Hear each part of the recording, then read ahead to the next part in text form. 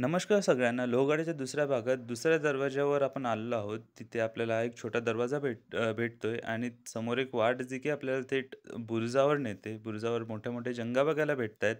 तिथे कदाचित तोफ ठेवण्यात येत असावी. या बुरुजावर येण्याचं मुख्य कारण म्हणजे या बुरुजावर आपल्याला शिवकाळातील शौचकूप आणि चकवा देणारा असा चोर मार्ग बघायला भेटणार आहे, जो की आपण पुढे बघूया.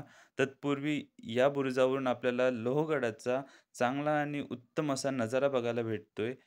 यानंतर आपण शौचकूप बघूया. त्याची बांधणी कशी केलेली आहे ते बघूया.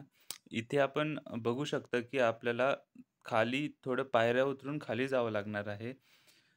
अशा 2 शौचकूप असण्याचा अनुमान आहे इथे. कारण समोर सुद्धा एक छोटा रस्ता दिसतोय समोर आणि इथे सुद्धा एक आहे बघा. समोर बघू शकता एक उजेड निघालेला आहे. तिथे एक शौचकूप असेल आणि इथे आहे एक.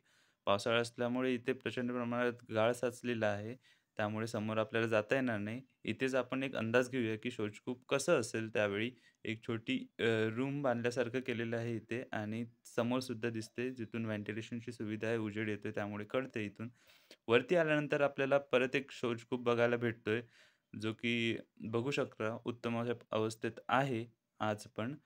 आणि इथून आपण बाहेर पडताच आपल्याला समोरच्या साईडने बाजूच्या साईडने सुद्धा एक दरवाजा बघायला भेटतोय. तिथे शौचकूप नसून तिथे आहे चोर दरवाजा, जो की चोर मार्ग आहे गडावर येण्यासाठी.